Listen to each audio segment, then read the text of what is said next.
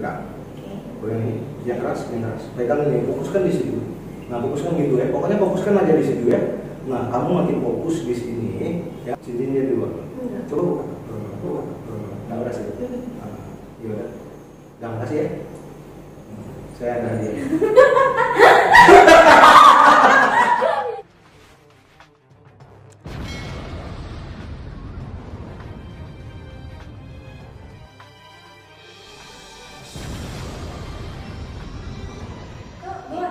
Assalamualaikum warahmatullahi wabarakatuh.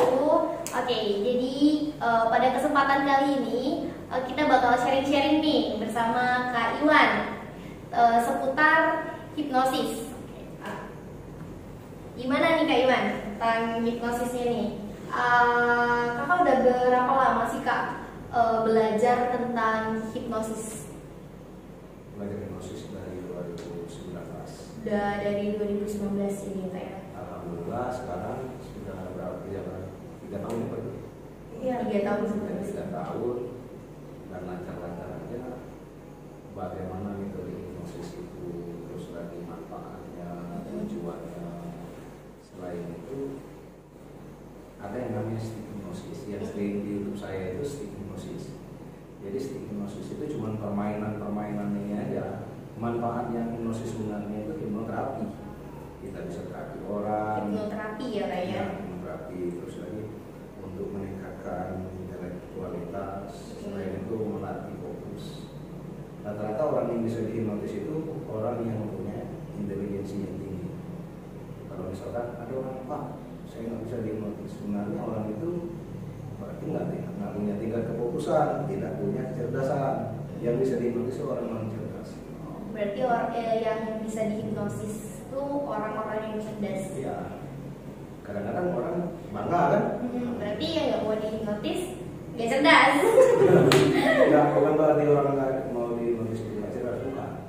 Kadang-kadang tingkat kesadaran mereka itu tentang hipnosis itu mereka menolak karena yang sering terjadi itu kayak buya-buya ya. Oh iya benar. Buya itu kan bongkar rahasia itu nggak bisa.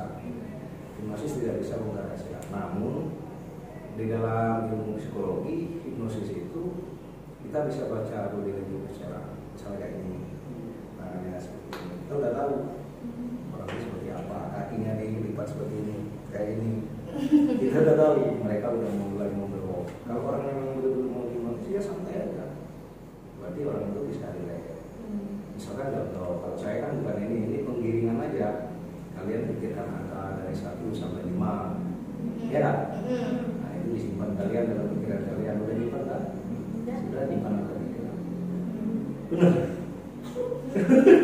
Benar ya? Iya. Iya. Nyimpan 3. Iya. Misalnya saya kirim lagi dari 1 sampai 7 gitu. Bisa juga 1 sampai 10 misalkan. Sudah disimpan? Sudah nyimpan 7. Ya. Karena ada 1 sampai 7 kita harus mikir 7. Ya, jadi bagaimana kita menggiringnya seperti itu? Jadi hipnosis itu seni komunikasi verbal.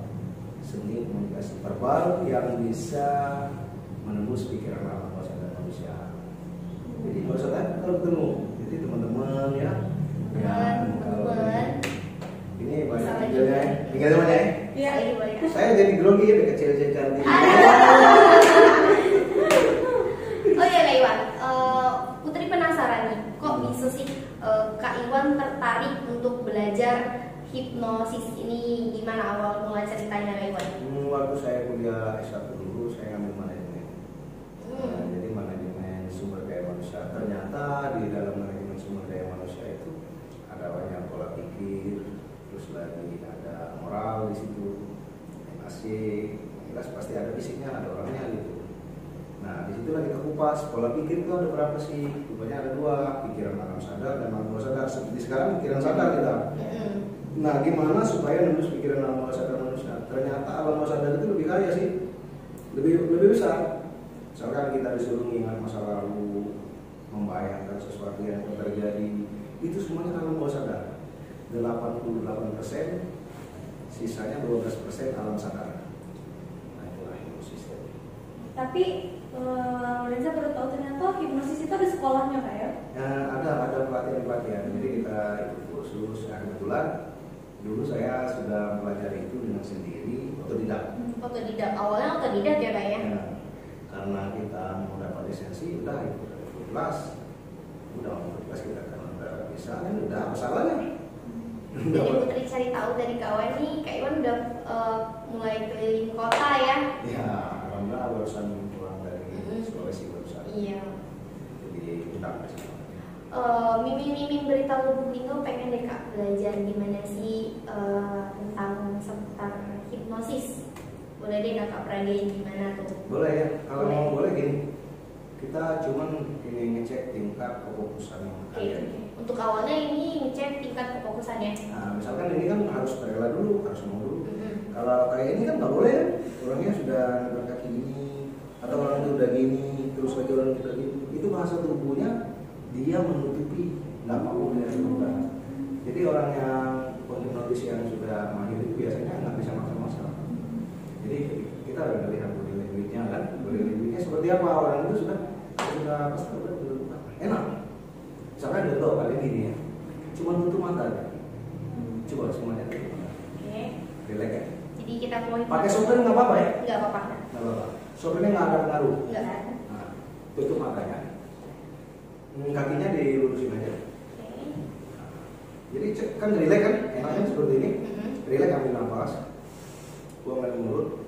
Oke, sekarang bayangkan ketika kalian ngeliput tadi pagi, mungkin ada yang ngeliput ke AB, ada yang ngeliput ke ini, ngeliput orang demo tadi kan tentang BBM ini.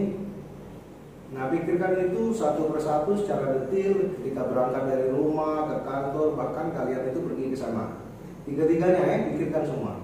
Secara detail kegiatan kalian tadi diingat lagi. Nah, kalau sudah diingat, 100 kali lipat lebih mengingatnya lebih jelas. Saya yakin intelijensi kalian itu tinggi. Nah, sekarang kalau saya hitung mundur, setiap hitungan itu mata kalian lengket. Nggak bisa dibuka. 3, 2, 1, dipaksa itu nggak bisa dibuka. Coba paksa. Pakai masakin lengket kan gitu. Si ini siapa namanya? Nama Neng? Sela. Nggak bisa dibuka ya? Coba lihat ngarah ke kiri, belok kiri sedikit, belok kiri. Nah, paksa dulu. Makin paksa makin lengket ya. Nah, lengket kan ini kan? Ini ya lengket ya? Oke, nah itu kan itu jenis hipnosis, ya? Percaya nggak dengan hipnosis? Buka dulu tolong. Ya udah, nanti saya buka ya. Jadi kita buka, nanti saya hitung 1 sampai 3 itu bisa buka 1, 2, 3.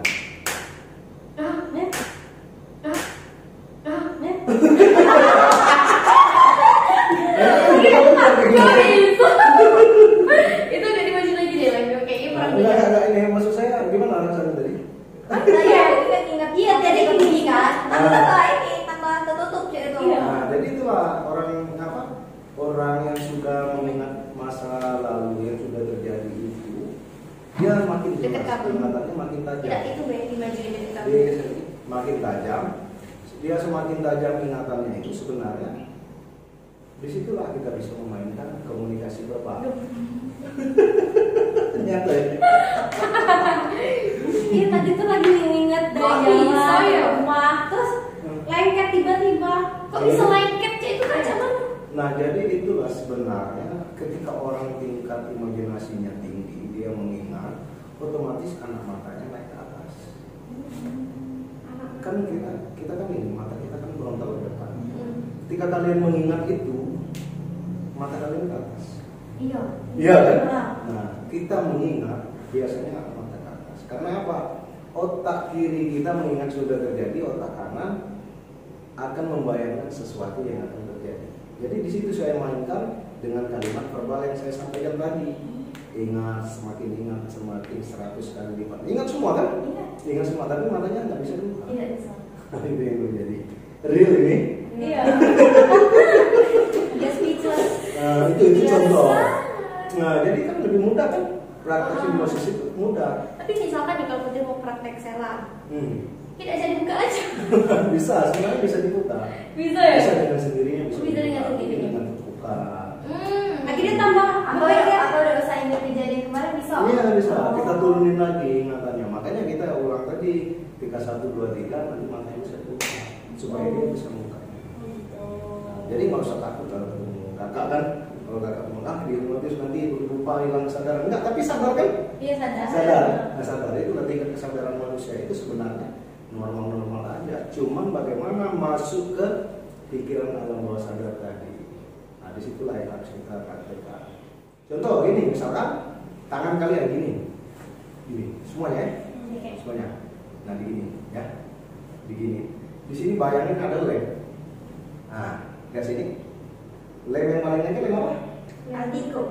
Lihat di sini lem setan dan Altiko sama aja. Lihat di sini semua, lihat di tangannya semua masing-masing. Lihat lagi.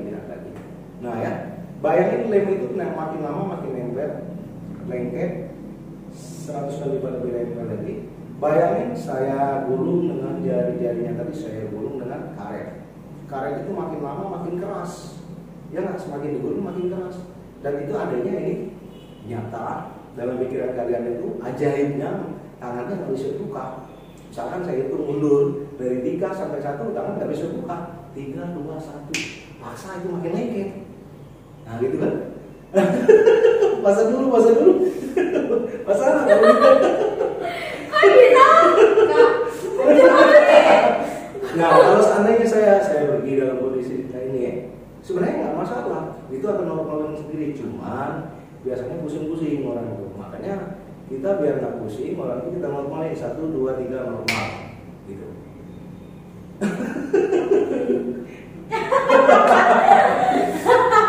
Percaya kan? Nah jadi nggak usah takut kalau ketemu orang hipnotis sebenarnya itu sih. Tapi kayak banyak kan sekarang hipnotis disalahgunakan kan. Sebenarnya itu bukan hipnotis. Itu apa kak? Itu penipuan murni. Jadi murni penipuan, misalkan saya ditelepon atau kalian ditelepon ini mamanya sakit sekarang di rumah sakit segera dioperasi itu kan? Ini sering terjadi. Dia menyerang psikis kita juga bingung. Kalian kan tak bingung kalian kan? Enggak. Jadi dibikin bingung sehingga terus panik, didorongnya terus sampai panik akhirnya kita dipaksa untuk mengirimkan uang. Kalau ibu kalian mau selamat, ya otomatis kita sebagai selaku anak kan pengen sih orang tua keluarga mau selamat. Tapi ada katanya tuh kak yang hipnotisnya secara langsung gitu, penipuan itu secara langsung Banyak. Kayak mantap lah tuh, kayak tuh dikasih barang apa? Itu sebenarnya itu bisa dendam. Saya lakukan dendam. Contohnya misalkan gini kan, misalnya ini saya ada cincin. Ini contohnya sama Budi ya. Ini Bud, ini cincin ini Bud, tahu nggak berapa harganya Bud? Nggak tahu. Ini?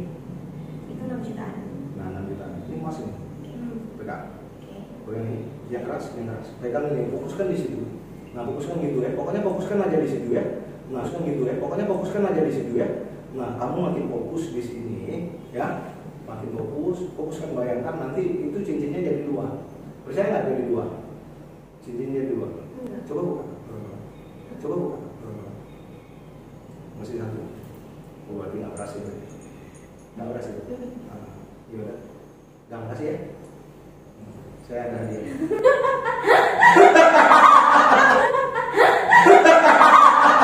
Kok bisa?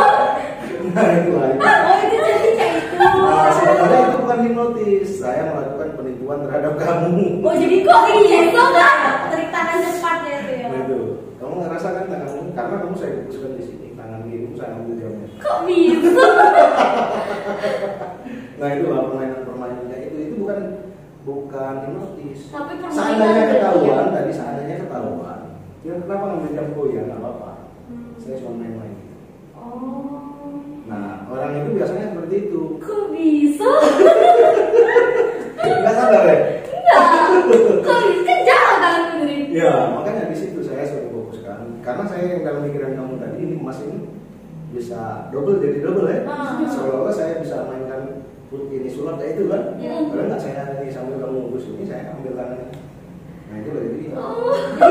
Kayak tangan cepat Berarti gitu. itu entry. Ya, Betul. jadi gimana kita mengalihkan fokus orang, kita ambil yang sebelahnya. Itu. Iya.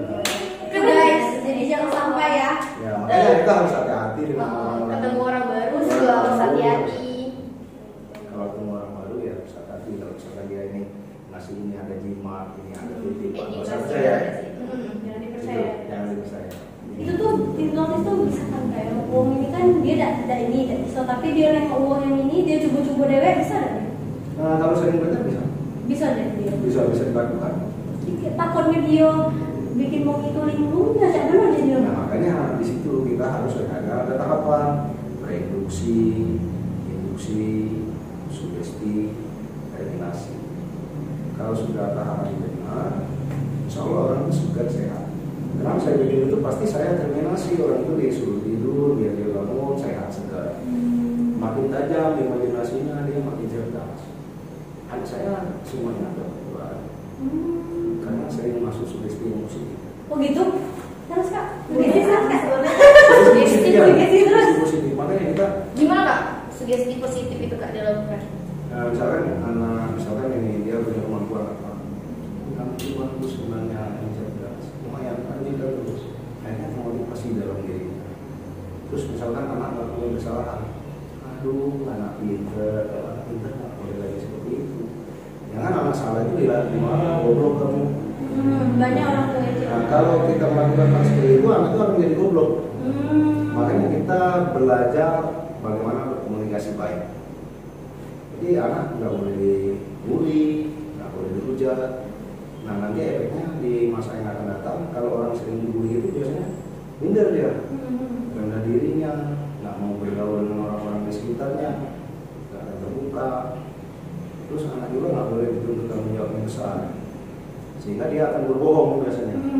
Orang yang sering berbohong banyak akan melakukan hal-hal di luar pikirannya, warna. Berarti omong sekitar tuh berpengaruh kayak begini. Berpengaruh. Jadi apa? Dari keluarga dulu. Pengaruh dari keluarga dulu. Oke, itu ya. Mau ditanya nggak? Mau nggak? Mau nggak? Soalnya banyak tertekan dari omong sekitar tuh.